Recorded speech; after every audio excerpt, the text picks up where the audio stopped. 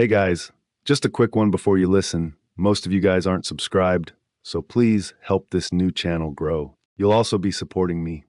Thank you.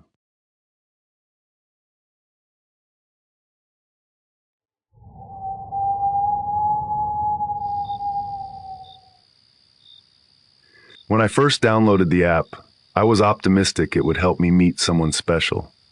But after a couple months of using it, I was starting to lose hope. Most of my matches either ghosted me after a few messages or the conversation fizzled out quickly. I was about ready to delete the app for good when I matched with Jessica. Jessica's profile really caught my eye.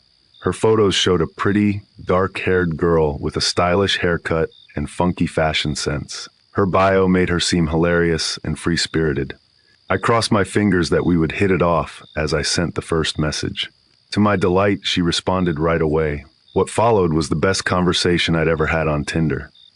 The texts flowed effortlessly, with lots of banter and witty remarks that had us both cracking up. Jessica got my sarcastic sense of humor, and I loved her quick comebacks and self-deprecating jokes. After about a week of great messaging, I finally worked up the courage to ask her to meet up for coffee. When she said yes, I was over the moon. As the date approached, I found myself uncharacteristically anxious. I took extra time getting ready, agonizing over my outfit, and styling my hair just right. At the coffee shop, I snagged a table with a good view of the door so I could watch for Jessica's arrival. The 15 minutes I waited felt like an eternity. I fidgeted with my coffee cup, wondering if this would be the Tinder date that finally took off into something more. When a girl walked in who I thought must be Jessica, my excitement turned into confusion. She looked very different than her glamorous photos. She had to be at least 100 pounds heavier. My expectation now drastically mismatched the reality, but I scolded myself not to be shallow and to keep an open mind. This was still the same funny girl I'd been messaging for a week. Jessica spotted me and walked over with a smile. I hid my initial surprise and greeted her warmly. As we sipped our coffees, Jessica chatted comfortably about her job and life in the city. She seemed nice enough, but something felt off. The effortless banter we'd had over text was totally absent in person. The conversation felt flat and strained, full of awkward pauses. I realized that despite our great messaging chemistry, we simply didn't have much in common. After finishing our drinks in record time, Jessica and I exchanged pleasant goodbyes with no mention of meeting again. I felt bad ending things so abruptly, but I could tell the in-person connection just wasn't there. The walk home gave me time to process the weird date. I was disappointed things hadn't worked out, but more bothered by Jessica's misleading photos. A few outdated pictures were one thing, but this felt deceptive, like she had deliberately hidden her full self. In the following days, Jessica and I exchanged a few messages. I hinted gently that photos showing the real you makes things easier. To her credit, she took the feedback well and owned up to using old pics out of insecurity. I reassured her that while the surprise was awkward, I understood her reasoning. We left things on a polite note, but even with recent pics, it became clear we weren't a match. After a couple weeks of sporadic small talk, we mutually faded and stopped messaging. The catfish encounter was disheartening, but I tried not to let it sour me on Tinder altogether. There were bound to be some duds and disappointments along the way. At least I gave Jessica a fair chance instead of bailing immediately. It was a learning experience about putting less weight on looks and not over-investing in someone before meeting them. After a short dating app hiatus, I got back on Tinder, but with a new approach. I was more careful about checking for inconsistencies between photos and bios. I also tempered my expectations, not letting myself get too excited about a match until we met up. There were still plenty of dud dates and ghosted chats, but eventually, with persistence, I connected with Alyssa. From our very first coffee meetup, Alyssa and I hit it off effortlessly. The conversation flowed smoothly, and we always had something to laugh about. We just seemed to click instantly. Within a few more amazing dates, it was clear to both of us that this could lead to something real. Now, a year later, Alyssa and I are happily settled in together with an adorable cat named Tinder, a constant reminder of the app that brought us together. My Tinder journey was full of ups and downs, but the experience taught me patience, gave me thicker skin, and encouraged me to keep an open mind and heart. Jessica wasn't the one for me, but she made me a better dater. Without those lessons, I may never have been ready when the right match like Alyssa came along. Dating is a roller coaster, but if you're willing to endure the bumps, those good connections make all the bad dates worth it.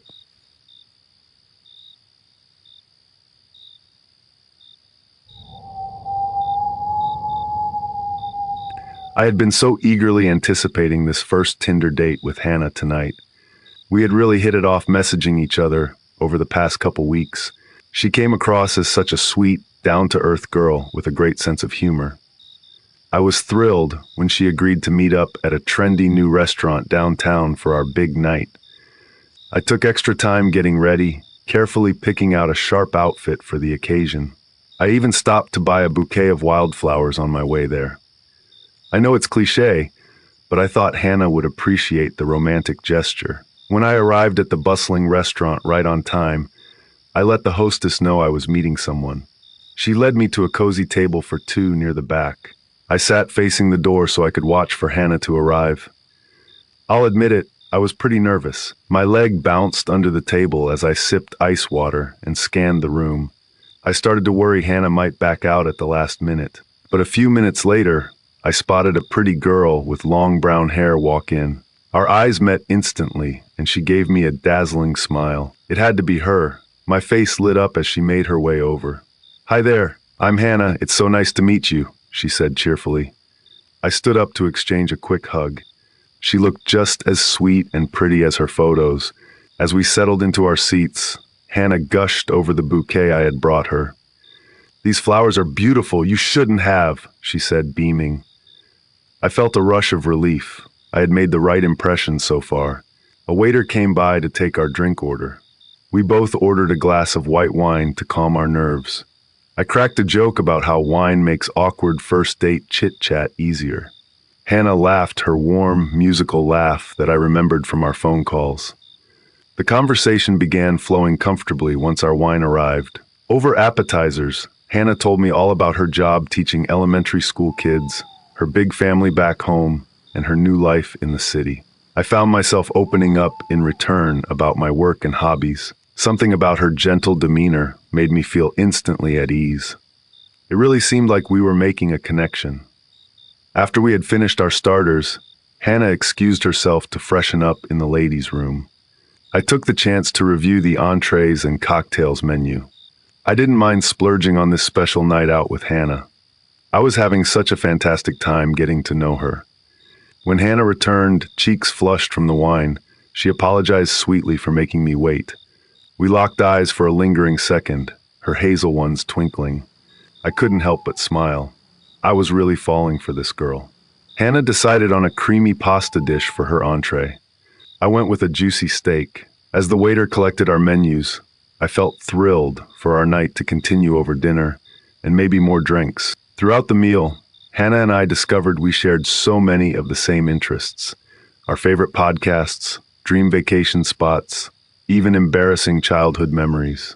I found myself laughing loudly at her hilarious stories about misbehaving students. Something about Hannah felt so comfortable and familiar, like we had known each other for years.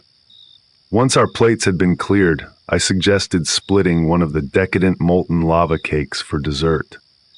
Hannah happily agreed. When the hot fudge cake arrived at our table, we dug in together, moaning at the rich, chocolatey flavors.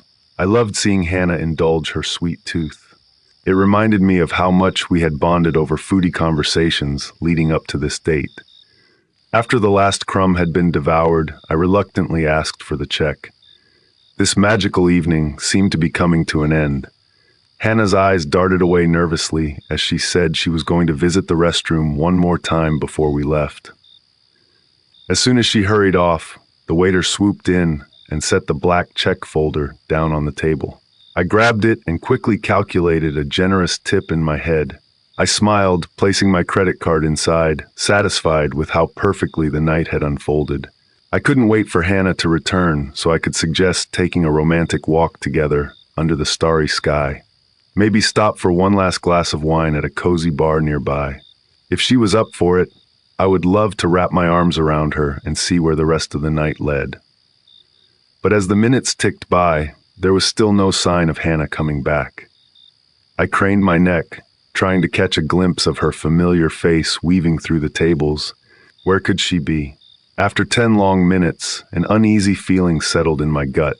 The waiter came by again, raising his eyebrows at the sight of me sitting alone. "Still waiting on your date, man?" he asked with a knowing look.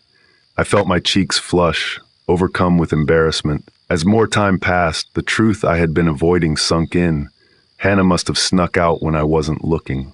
She had seemed so engaged all night. I thought we really made a connection. My spirits sank at this realization. How could I have been so wrong? When the waiter returned with my signed receipt, he shot me a pitying glance. "Sorry, buddy. Looks like you got ditched," he shrugged, clearing Hannah's untouched water glass from the table. My heart wrenched as I watched him whisk away the last remnant of her presence.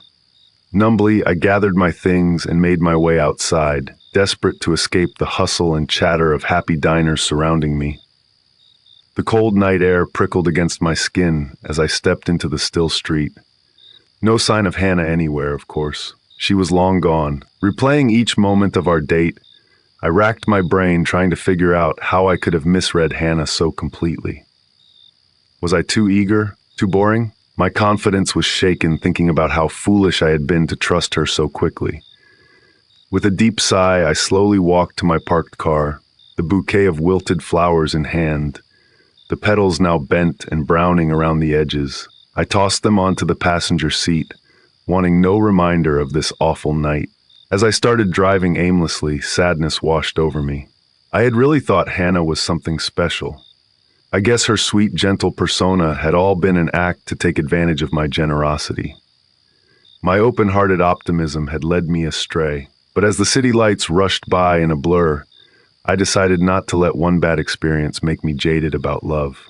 I would keep putting myself out there until I found someone who deserved that trust. This was just one disappointing night. On to the next adventure. Hannah's loss for running off so cruelly. I knew her cold actions said more about her own issues than me. I shook off the melancholy and drove on into the night, grateful for a fresh start.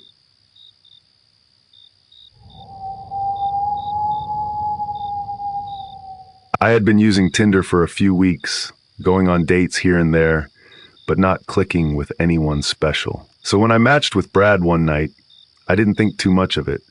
His profile pictures showed him doing adventurous things like rock climbing and scuba diving.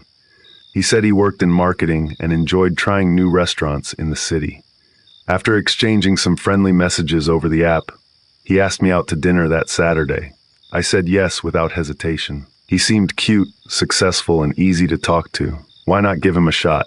When Saturday arrived, I spent extra time getting ready, carefully choosing a flattering black dress and styling my long hair in loose curls.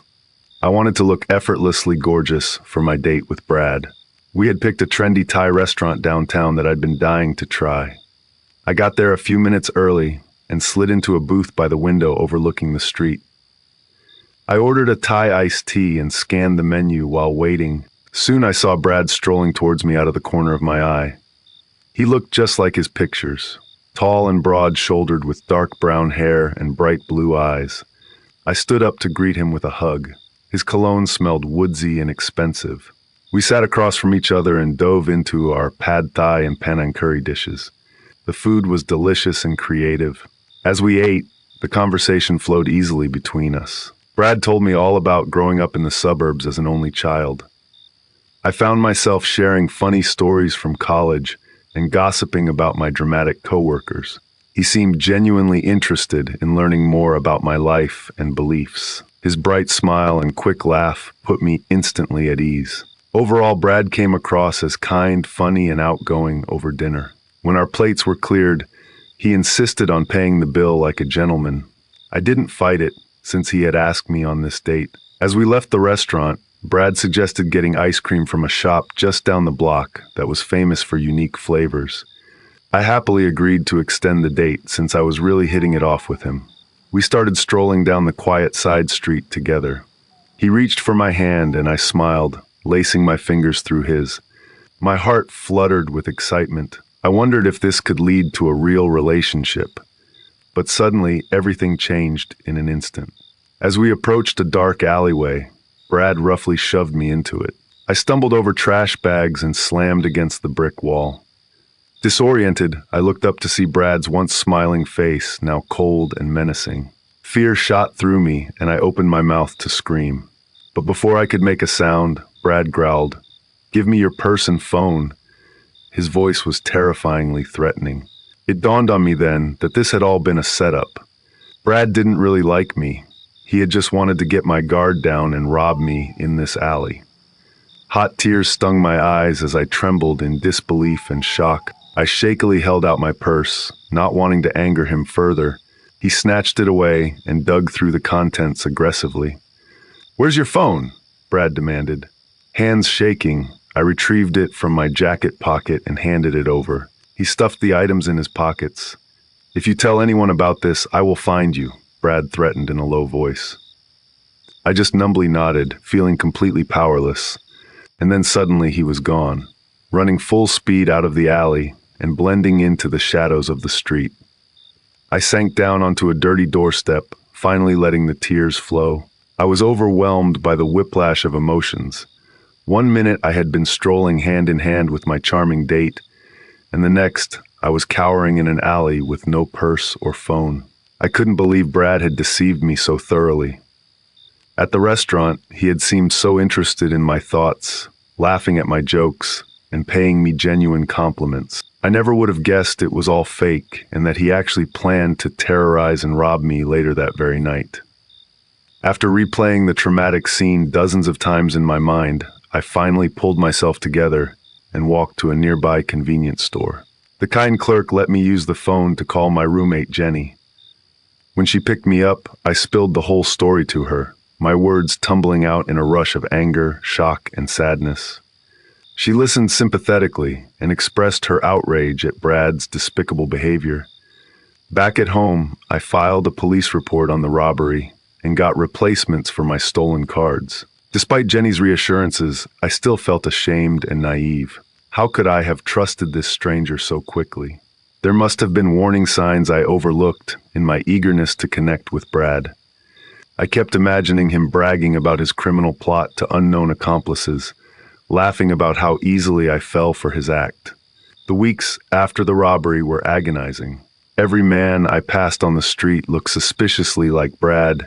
I constantly feared he would track me down again to follow through on his threat. My friends tried to calm me down, reminding me that he likely targeted many women this way and had already forgotten about me. But I struggled to believe that, plagued by anxiety that he was out there planning another attack. Eventually, as more time passed with no sign of Brad, I gradually regained my sense of security. My skittishness about walking alone or being out at night slowly diminished. I still felt lingering embarrassment about being duped so completely on that fateful Tinder date. But the intense shock faded into an important lesson learned about protecting myself. In the future, I knew to take things slow with online matches, staying in public places and not giving away too much private information. If I ever tried online dating again, I would make sure the first few dates were in crowded restaurants or bars, keeping my expectations low until trust could be built. Getting robbed and terrified was not worth trying to speed up a romance. By listening to my intuition and putting safety first, I hoped to avoid repeats of that awful night. Thanks for listening in. Please like and subscribe if you enjoy these stories. Thank you so much for your support.